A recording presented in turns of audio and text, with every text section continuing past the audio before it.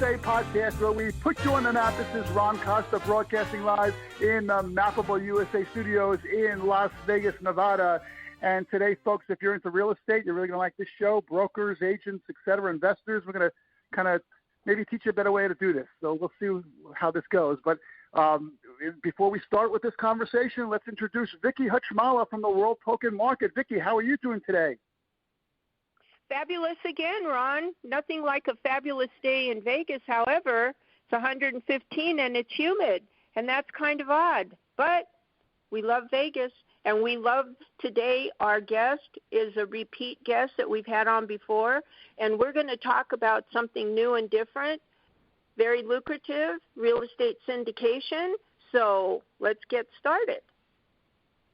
That's right. Listen, I'm drinking my coffee in 115 degrees weather, so I'm all psyched for this podcast. So let's introduce Dan Summers from the eVest Marketplace. Dan, how you doing today? I'm terrific, guys. I'm not in 115 degree temperature, so I'm doing a little bit better than you guys. And I'm not drinking coffee either. I'm in beautiful St. Augustine, Florida, where it's 88 and no humidity and the sun's shining. So I'm doing quite well with a pair of shorts on and my feet up on my desk. Well, there you go. Okay, you know what? We're gonna stop this podcast right now and go to Dan's house. Okay. You're more than welcome. Right. You're more than welcome. But anyway, like I teased at the top of the show, Dan, we're talking about real estate syndication today. There's no better person in the world to talk about this than you. I know you've been a commercial real estate guy for your entire life. And I remember when we first had you on the show, you threw out one of my favorite lines of all time. You said that it took you 30 years to become an overnight success, and I love it. It was such a great thing. So, but maybe people haven't heard you yet. Yeah, maybe people haven't heard you yet. So, can you do a really quick overview of your background and how you kind of got into this whole market? Oh, God, I could do the whole podcast on that. Don't get me started on that road, but I'll give you the abbreviated portion of it. Dan, so, yeah. Quick. I do come from I'm from Chicago. I talk fast. I do come from the wonderful world of real estate syndications. Back in the early 90s, we started our company up in Pittsburgh, Pennsylvania. We built it from a twinkle in my eye and an argument with my wife about leaving my wonderful job as an asset manager for the Rockwell family to start a company with no assets and no money. But about a decade and a half later, we grew it to a $2 billion portfolio. I underwrote its IPO right at the end of the pie eating contest, and we cashed out. So I've got plenty of experience in terms of, syndications in general and the pros and the cons to syndications.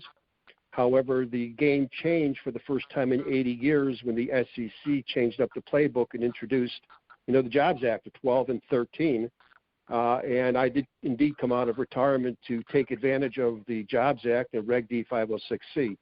But in any event, regarding my background, it's all about capital syndication, primarily real estate, but we did venture into other operating companies also. So as a result, we came out of retirement, built eVest Technology, and subsequently eVest Marketplace to facilitate alternative investments for high net worth investors. That's quick enough, isn't it, Ron? Yeah, that's good. That's good. We have about 18,000 real estate agents here in Las Vegas, whether commercial and residential. Most of them are all residential.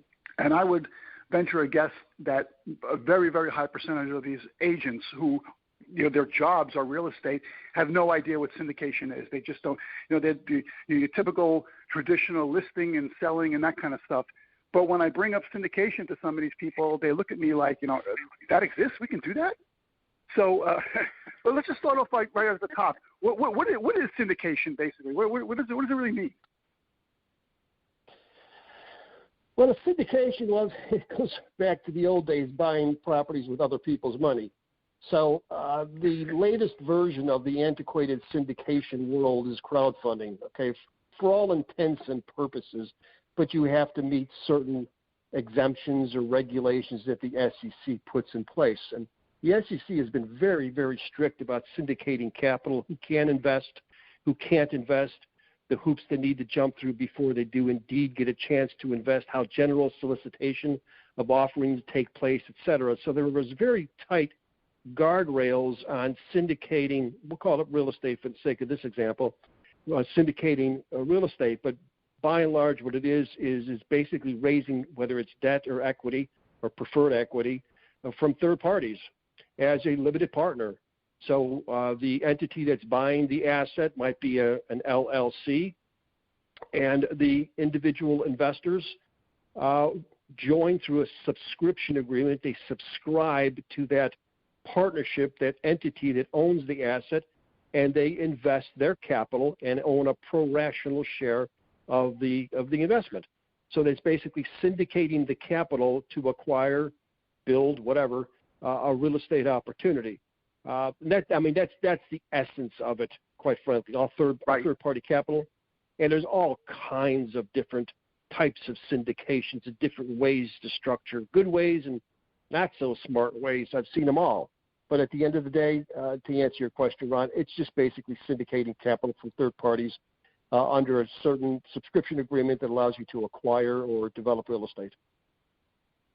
Okay, so if I'm listening to this podcast, I have no idea who it is. All of a sudden, now I want to be a syndicator. Do I need a license to do this? Oh no. But you know, the key ingredient to being a successful syndicator is credibility. All right, anyone can get a deal under letter of intent somehow, some way. The ability to raise the capital, there's a lot of moving parts there. It's not for the beginner. Okay, so your first deal might be a little residential house, and you're going to raise money from family and friends and clients. Okay, but when you start stretching your wings, doing larger deals, and you're going to the general public to raise capital, the first thing they're going to look at is the sponsor and his track record.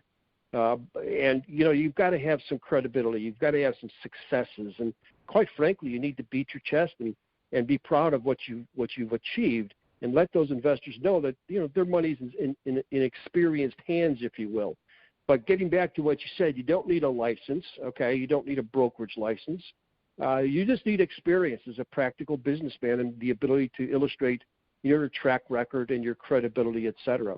But there's a lot that goes into it, especially the larger the deal, the more moving parts. But still, the basics remain, okay? The basics remain in terms of dollars and cents, returns, internal rates of returns, you know, upside, sale of the asset eventually. So there's, you know, a lot of components involved in the simple word, let's syndicate a deal. So at the end of the day, you know, the exercise just begins. Right, and you used the word sponsor before, too.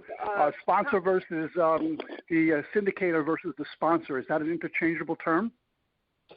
Yeah, so it can be the issuer, the sponsor, the syndicator. In real estate, more often than not, we hear the word sponsor. If you're dealing with something like startups or a fund, you might hear issuer, but they're all interchangeable, and they could be any kind of form of content. It could be an institution, it can be an individual, it can be an LLC, it could be, you know, a sub-S corp. It doesn't matter. What does matter is it does have to have some kind of legal format, and then it's got to be registered in the state you're raising the money. Mm.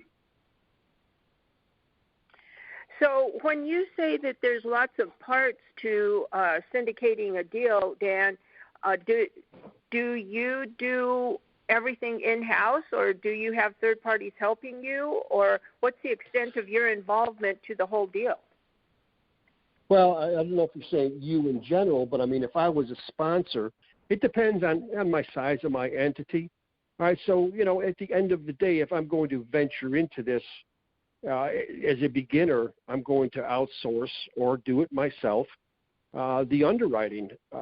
So, you know, I might be really good with Excel, and I might not be. So there's third-party contractors that will assist in that due diligence. But, you know, at the end of the day, you've got to find the right asset before you do anything else and start registering LLCs and thinking about investors. You've got to be on the hunt for the right deal. And if anyone takes anything out of this podcast, it's this, and I've been preaching this for 40 years. You make your money on the buy, period. If you've learned anything from me over the years, it's you make your money on the buy, because when you go to sell, it's only worth so much. So the cheaper you paid for that asset, the more money you're going to make at the back end, period. So a 6 cap is a 6 cap is a 6 cap, okay, at the end of the day. However, going into the deal, you've got to find the right deal. And when you find the right deal, you've got to make sure that you underwrite it accurately. And that means don't make the deal work. Don't make up assumptions. Don't be aggressive. Conversely, this is important, do not be overly conservative. I've been preaching this to my team. You have to be real. Now, we built our company from, like I said, a twinkle. We had, at the end of the day, we had 147 full-time employees, so we were vertically integrated. We did everything in-house, from the analysis to the property management to the leasing to the dispositions. But you can only do that when you can afford to be vertically integrated. At the beginning, subcontract it out or do it yourself. And then make sure that, you take your time, you do your due diligence, and there's a lot involved in this, a lot. And if you're, just starting in this business, you got to take your time, lay out a critical path, and that's another operative word, a critical path. What's first, second, third, fourth, fifth, et cetera, to raising capital. And all this happens before you decide to go to market to try to raise the money. So the amount of effort that goes into underwriting, it could be a lost leader at the end of the day if you didn't find the right deal. But if you think you found the right deal, and it's time to put the package together and get it under contract and go raise the capital, now you've got to decide, how am I going to, quote unquote, syndicate the capital, syndicate the equity.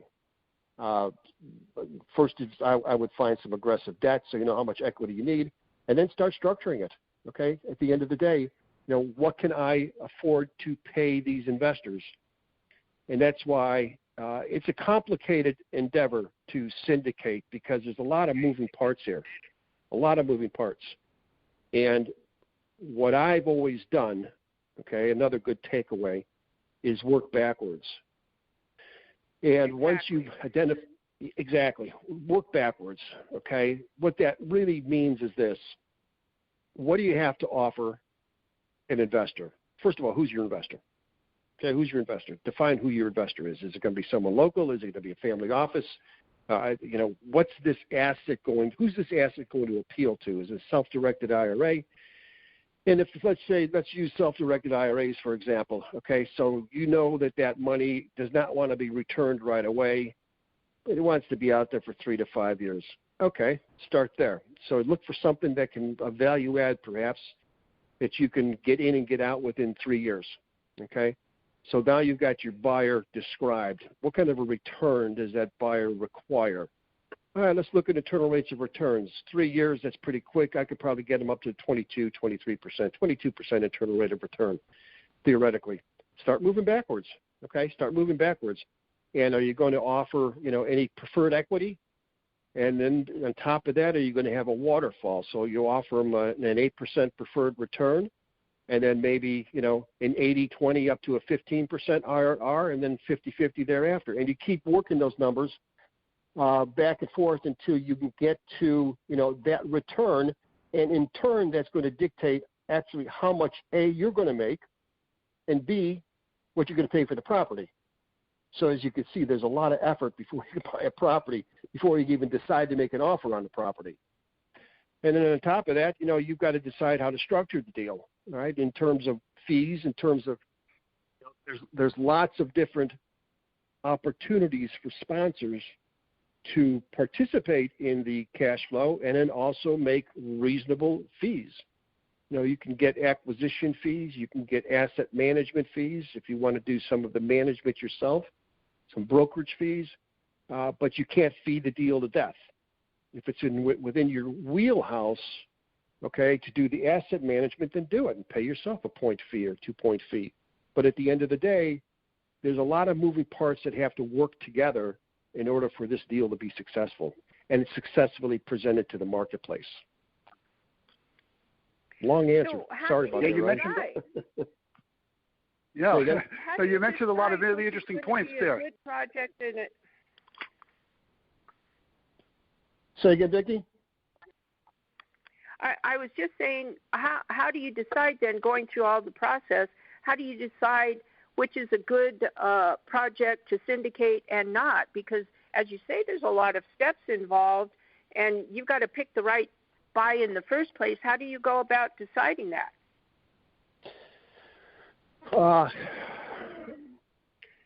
I always... Or is it just a feeling?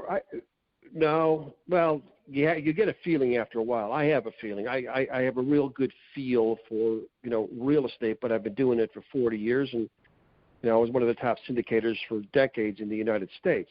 So you do grow to get a feel, but at the very beginning, it's black and it's white, right? And you can't put any je ne sais quoi into your underwriting.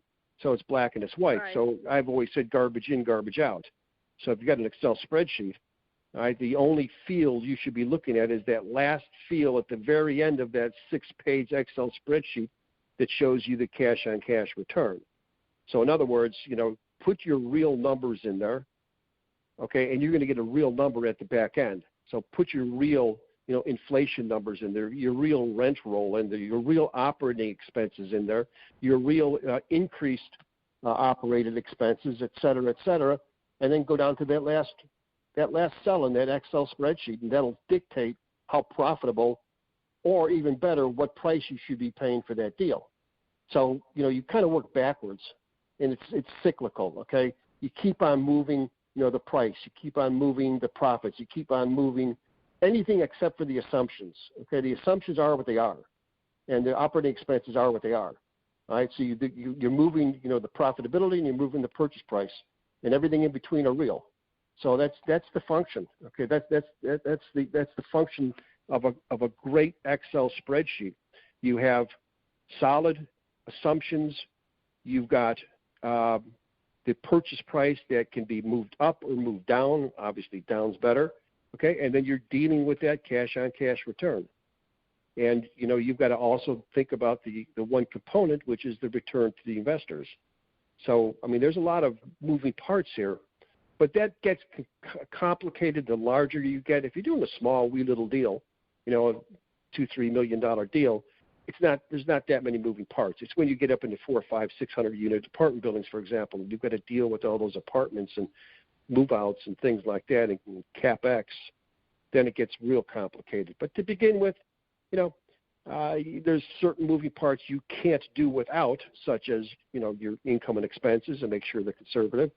And then your exit cap rate, and then you start working on your purchase price. What makes sense?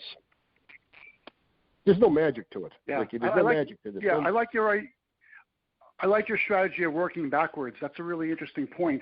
And, like when you're looking at, let's say, acquisition fees, you mentioned like 1 or 2% of the deal for the syndicator. These are all fees that are presented to the investors as well. They know where all this money is going. So I would imagine that if sometimes somebody looks at a proposal and says, okay, 1% acquisition fee, the asset management fee, you got the refinance fee, you got capital event fees, you've got this and that, you got brokerage fees. Wouldn't an investor look at that and say, you know what, this is so fee heavy, I'm sorry, I'm not interested in this, right? Oh, they might. So you've got sources and uses that you have to disclose. So let's start there. My platform at eVest Technology, we built a business around Reg D 506C compliance. And what that means is you can generally solicit investors, okay, you're offering, however, only allow accredited investors to actually fund their investment. It's the easiest, the least expensive, and the fastest exemption to go to market with. So, and this is going to meet your point here in a second, you no longer are required the traditional $20,000 private placement memorandums that we used to have to do prior to 2013. 13 introduced Title II 506C. So you only have to allow for enough information for an accredited investor to make a sophisticated, prudent business decision. But since they're accredited, they're supposed to be sophisticated enough to understand the risk and wealthy enough to lose their investment. However, which means you could actually just send them something on an envelope, but they're not going to invest. But every accredited investor wants to see something in black and white that describes the opportunity. One of the key factors is the sources and uses. All right, what's the source of the capital? What's equity? It's debt. Maybe there's a second mortgage, whatever. And then the uses. All right, so in the uses, you can drill down with so much minutia, okay, that it's kind of mind-boggling, or you can lump things together, advisory fees, et cetera. And but you should address them in that presentation somewhere. So if there's going to be acquisition fee, disclose it. Okay, investors should not be upset to see an asset management fee. They should not be upset to see a property management fee. But some of them, get so bloated that it's obvious that they're bleeding the deal. So if it's within reason and it's a reasonable line item, i.e. asset management, investors are used to that, especially accredited investors. Understand that. So you're not raising money from the guy down the street that owns a laundromat. All right? These are sophisticated investors, and if they're used to investing in alternative investments, or real estate for that matter, they're used to seeing fees. It's just they cannot be usurious fees. That's all. So they're used to it. Just be reasonable. Don't fee it to death. Right. And you mentioned before about the waterfall structure on some of these deals too, which I think is really interesting because a lot of the waterfalls, in my opinion, if they're done correctly, it should give the investors more confidence that you're giving yourself more incentive to get the deal done correctly, right? Because basically it's all about performance. Yeah, exactly. Right? It's performance based. So the more money, the more cash flow.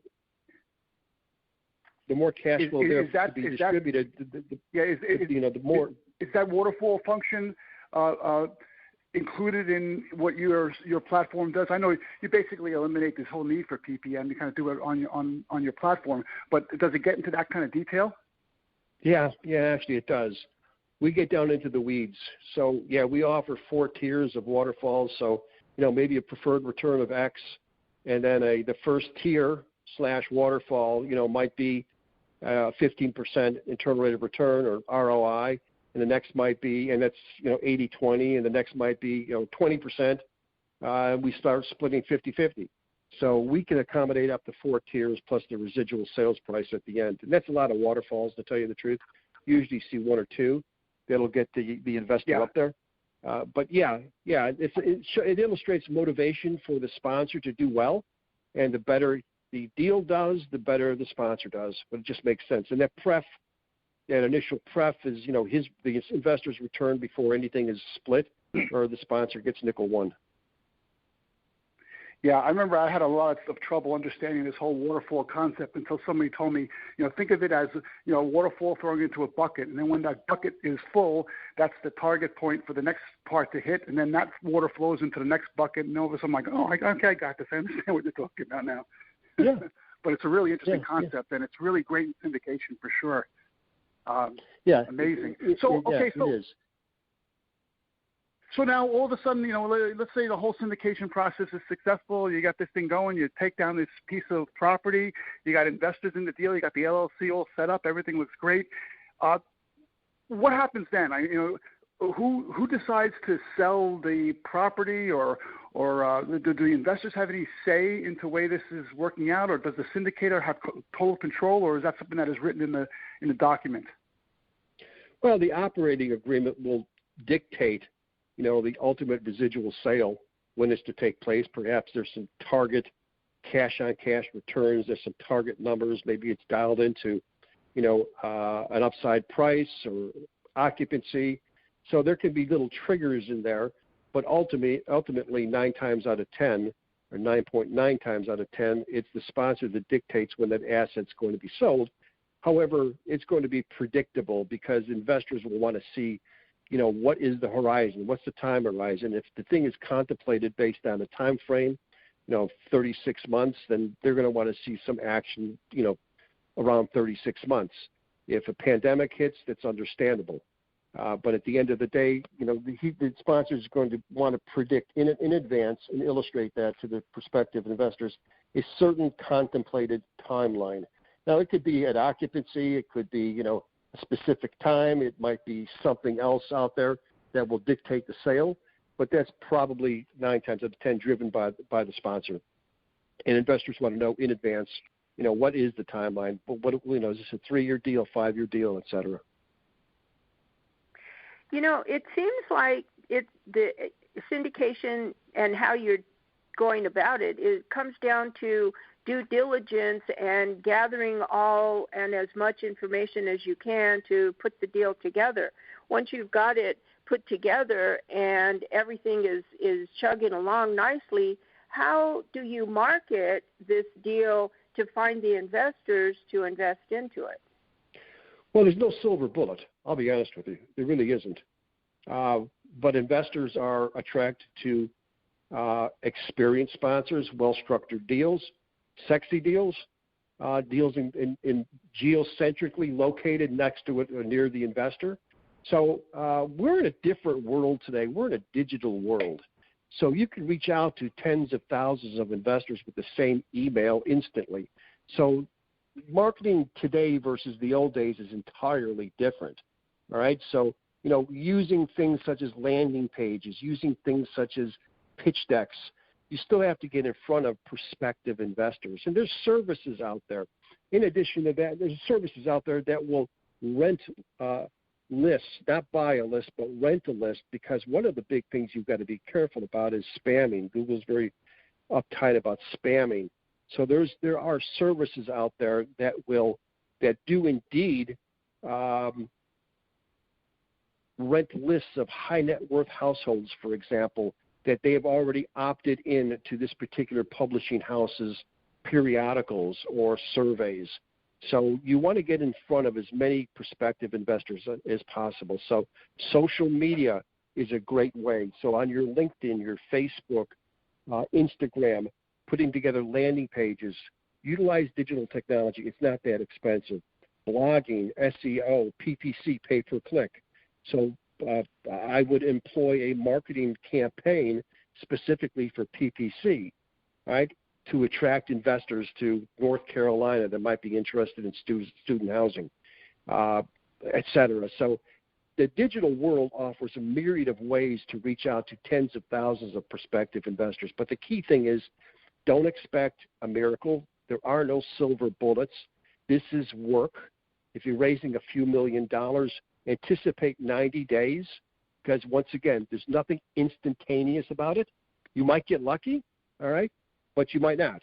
So at the end of the day, it's a lot of hard work. You don't press a button and send out 10,000 emails and wait and check your bank account tomorrow. It ain't happening. So there's a lot of work, even though it is digital technology, but it has opened the market. It's blown it open, actually, the ability to reach out to tens of thousands of investors, because you're utilizing Reg D 506C now. Understand that's general solicitation exemption. So you can reach out to anyone in the globe, but you can only accept investments from accredited investors. And the interesting thing about that comment is that accreditation started in 1982, and the benchmarks have never changed. It's nearly 40 years later. This is a phenomenal dynamic. It's never changed. It's still the same benchmarks of 200,000 and $1 million, excluding my primary residence. However, what has changed is the amount of accredited investors. There was only 500,000 accredited investors in 1982. Today, there's over 11 million. That's a big pool of accredited investors to reach out to. That's huge. Yeah. That's what I was going to say. It's like it before you had only so many people you could market to, but now that's vastly increased, that they're just everywhere. So I can understand when you say that, whatever your project is, market it to people that would be interested in it for whatever the criteria is, instead of to everybody, kind of limit it down to the people that will be interested and will invest, instead of wasting your time and money for everybody. Oh, yeah. Like here at eVest, we have a marketing team that work with our clients, and the marketing campaigns are always geocentric to the offering. So if someone is raising capital in Steubenville, Ohio, okay, we're going to reach out to all the big cities around Steubenville, Ohio, like Pittsburgh, et cetera, and Columbus, Ohio, and we're going to market to high net worth individuals that would have an interest in owning an apartment building or a mobile home park or self-storage in Steubenville, Ohio. So the idea is, identify the market, find a way to reach out to the high net worth or identify the high net worth investors, and there's a lot of different ways to do that. Put together a piece, whether it's a landing page or a pitch deck, and then start sending it out with the accurate message, and then watch the response. And, the other thing I do is I use Google Analytics a lot, and that tells me when to pivot, when not to pivot. Like on our site, you can track the activity to each one of your pages of your offering by the minute, and you can pivot on a dime and change your direct marketing from emails to PPC to SEO to blogging on a dime, and you've just got to market your offering constantly. So that, like I said at the beginning, there's no silver bullet, there's no magic answer. You will get lucky once in a while, but more often than not, anticipate 90 days to raise your capital at least. And that's still really relatively quick. Yeah, but it's not free, okay? So you have to have a marketing campaign. So right. Yep, and you've got to spend some money. Hey, Dan, do you see any particular asset class that is trending people towards syndication? Like you mentioned self-storage before, or mobile home parks. Is there anything? Are they really popular, or what do you think? I see everything because we've got hundreds and hundreds of clients, and they're all coming to me with deals to license our technology. And we own the eVest marketplace. You can go to eVestmarketplace.com, and you can see every kind of deal under the sun, real estate-wise to cannabis to aviation, banking, et cetera. But in terms of real estate classes, I'm seeing some really interesting deal structures and asset classes. Affordable housing has always been big. Modular housing is coming on strong, real strong. And we've got a couple new clients on our marketplace that are coming on board here in the next couple of weeks that are doing something fascinating. We've got one out in Sacramento, in fact, that is building co-living habitats, co-living. And what that is, it's really kind of cool. So it's called hotel suites, if you will, bedrooms, okay, with a micro bathroom. And they'll build a building with maybe 20 co-living facilities there. And that's a bedroom, a micro bathroom, okay? But in addition to the individual rooms, they also have perhaps 2 large kitchens, a workspace area, a big living room with a couple of flat-screen TVs, et cetera, et cetera. And they're renting those out for $999 a month. And this new client of ours says she can't build them fast enough. And the amazing thing about that is the demographic. The demographic is between 35 and 45. She's got professional athletes. She's got doctors. Think about it. These are doctors, 35 years old, making $400,000 or $500,000, but they don't want a house. They're working all the time. And it's a luxury end. Okay, it's not something simple, but at the end of the day, they can just check out at the end of the day, go back to their room. They're not worried about cleaning a house, no lawn to take, nothing. And securities, is incredibly important. So that's a big issue in terms of something to address when you're building these things. And then it's kind of a higher end facility. So I'm seeing that, and I'm thinking to myself, that is a great concept. That's a great concept. Absolutely. And not for the young kids. You don't want to go down that road and turn it into a college facility. Professionals, So it'll be easier on the property anyway. But it's a great concept. On top of that, we're seeing, like I said, a lot of modular housing. Assisted living is still going strong. Okay, not as strong as it was 3-4 years ago. But at the end of the day, I think there's a lot of players in that space. But I'm seeing a lot of opportunity zone deals, a real lot of opportunity zone deals. And then you've always got your traditional stuff. Okay. Exactly. And listen, Dan, I got one more question before we close this out. We already talked about how a syndicator can make money on the deals and how it makes sense for investors, et cetera. But people talk about REITs as well, real estate investment trusts. How does the syndication model differ from a REIT? I mean, couldn't I just invest in a REIT and get the same kind of, Well, real estate investment trust, you don't know what you're buying. You're not investing in a specific asset. Or you're investing into a trust, and that trust is managed by some guy knocking down $1.5 million a year. Okay, so these guys are investing $50,000, $75,000 and driving an SUV, and the guy that's managing the trust is driving a Rolls Royce and living in Manhattan. So it's a very conservative investment. You're going to get 6-7% on it, but you're investing into a myriad of opportunities that you don't even know. You're just investing into a trust, and it's great for some people. Don't get me wrong; it's great for some people. Yeah. But if you're looking for a higher return, syndications are really the way to go. Just underwrite that sponsor carefully. Okay, and if you're going to be a sponsor, take your time and be very comprehensive with laying out your track record, your successes, et cetera, et cetera.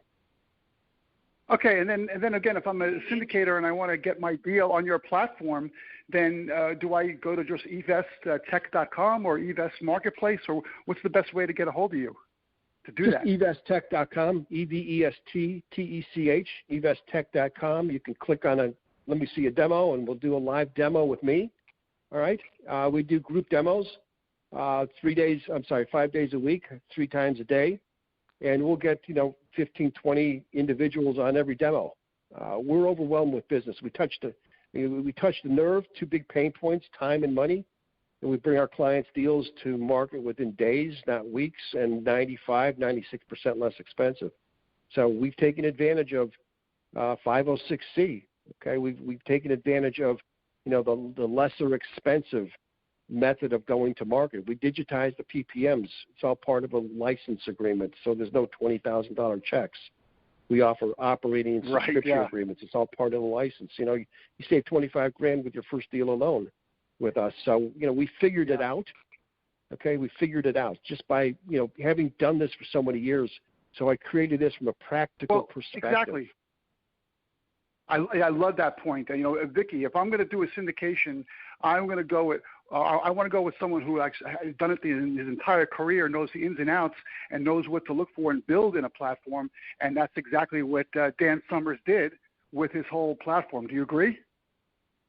Absolutely. It's always been my philosophy that if you're going to do something, always go with the top. Never waste your time at the bottom of the food chain. Go to the top of the food chain, and at the top of the food chain, you find the very best people available, and that's who you work with, and forget everybody else. And Dan and eVest Technology, they're the top of the food chain.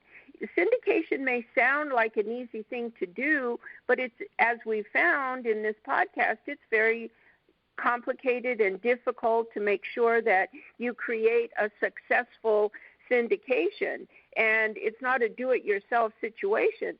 So by all means, you have to go to the top of the food chain, to the very best at the top of the food chain. Otherwise, you're not going to be successful, no matter how many years it took you to be an overnight success. Good way to wrap this up, Vicki. Thank you. Those are kind words, guys. Those are kind. And I paid my dues, put it that way. Thank you. Well, it's always great to do podcasts with you, Dan. Yeah, it's always good information, and it just gets me going to say, hey, you know what? Why haven't I done a syndication project yet with Dan? So we're gonna remedy that soon, I hope. But anyway, yes. Dan, thanks a lot for being a guest on the podcast. Vicki, thanks for co-hosting the podcast with me. You're listening to the Mappable USA podcast on MappableUSA.com. If you go to that website, you scroll down, you'll see all our syndication sources. Just click the one you like best, subscribe, and you'll never miss another one of our episodes. If you want to be a guest on the show like Dan was today, there's a guest tab there. Fill that out. We'll see what we can do about getting you on the show. And if you like what you heard today, send us an email at info@MappableUSA.com, or just leave a comment on whatever page you're listening to this on right now. So thanks, everyone, for your support. Thanks for listening. We'll be at you next week with another Mappable USA podcast. Have a great week, folks.